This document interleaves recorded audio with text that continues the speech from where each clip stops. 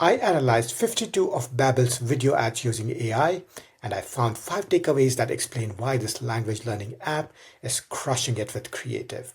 By the end of this video, you will have a playbook for ads that feel personal, credible, and impossible to scroll past, all inspired by 5 big learnings from Babbel.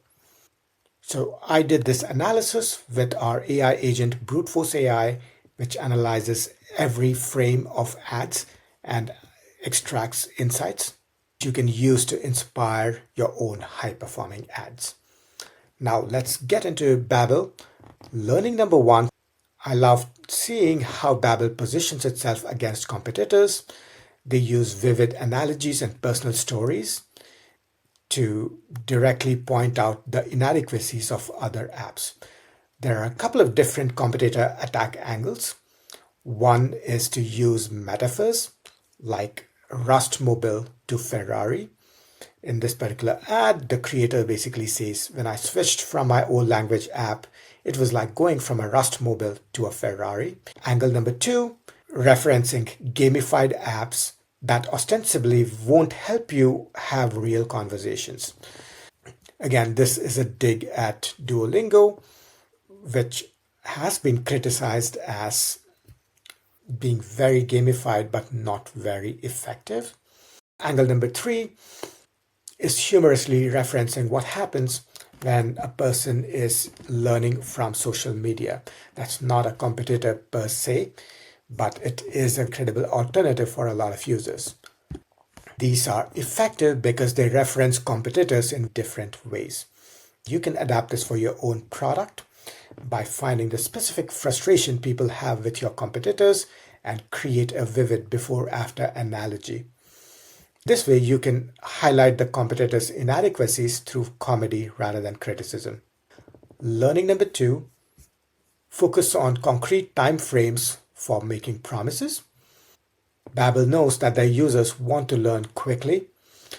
They don't just say learn Spanish quickly, they say have real conversations in 3, and they deliver on this in multiple formats. Number 1 is a suspense hook, which is she doesn't know it yet, but in 3 weeks, blank, blank. The next one is an interactive ad where a creator is pointing at the screen and saying, put your finger down. That's an interactive ad. That also speaks to how a user can learn in as little as 3 weeks.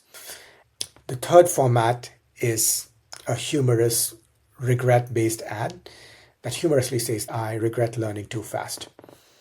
The next format is a before-after split screen, which shows a visual transformation and concrete timeframes, 2024 and 2025.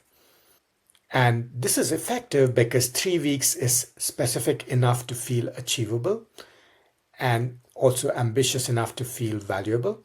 Having that concrete promise makes the offer believable. This is something you can adapt to any product by tying their outcomes to a specific time frame. Learning number 3, lean on authority and expertise. They hammer this particular credential repeatedly, 200 plus language experts, and they do it in different contexts. Number 1, they contrast it with gamified apps, which is a dig at Duolingo. The next context is in travel testimonials, where a creator is shown in a travel experience, talking about their experience learning the local language. They reference the fact that these have been built by 200 language experts. And I think this is also effective because there's a very specific number of experts. It's not vaguely, oh, this is built by experts, there's 200 plus experts. And that builds credibility. And this seems to be effective because this does seem to be repeated across multiple videos, multiple formats. If you want to adapt this for your own product, see if you can find your one authority credential and make it as specific as you can and deploy it in different contexts. Learning number 4, emphasize ease of progress. The 3-week time frame is very compelling for how quickly a user can see results. But just as important, time commitment a user has to put in and how easy it is. And emphasizing that is a huge lever in ensuring that users feel motivated and compelled to adopt the product. Here are the scenarios where this is depicted.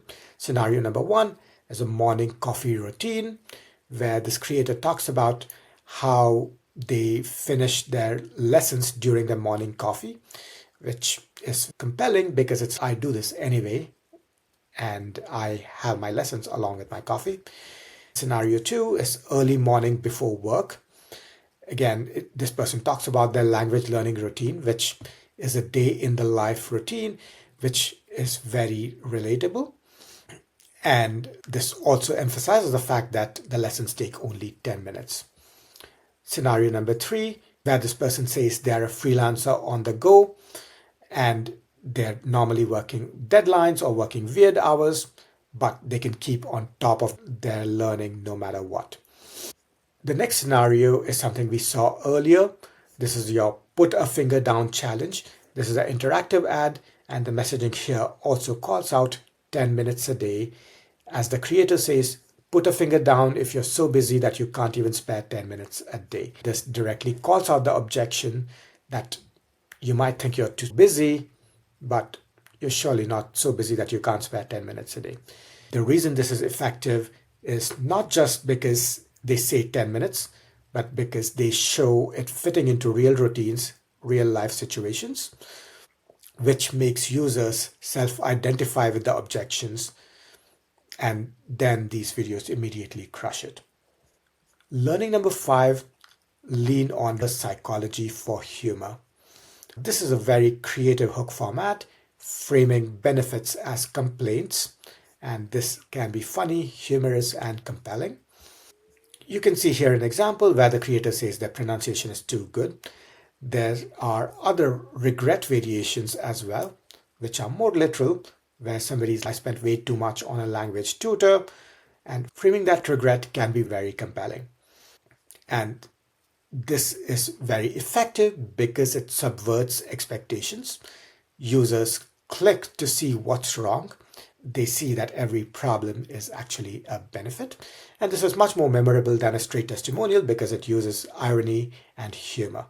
And it also handles objections like slow progress, bad pronunciation, boring learning by flipping them. And this is also something you can adapt to your own product by listing your product's top benefits and framing them as a complaint or regret, and ending with a sarcastic escalation. So there you have it, 5 lessons from analyzing some of the top ads for Babbel. Number 1, attack competitors with vivid analogies. Number 2, use specific time promises to depict when users can attain outcomes. Number 3, use strong authority credentials and hammer it home. Number 4, emphasize ease of use to crush objections. Number 5, use reverse psychology to frame benefits as complaints. I hope you found this video instructive. I did this analysis using our in-house agent BruteForce AI, which can analyze hundreds of videos to understand patterns that underlie them and identify patterns you can use for high-performing ads. If you would like me to do an analysis like this for your own ads, drop a comment below or hit subscribe.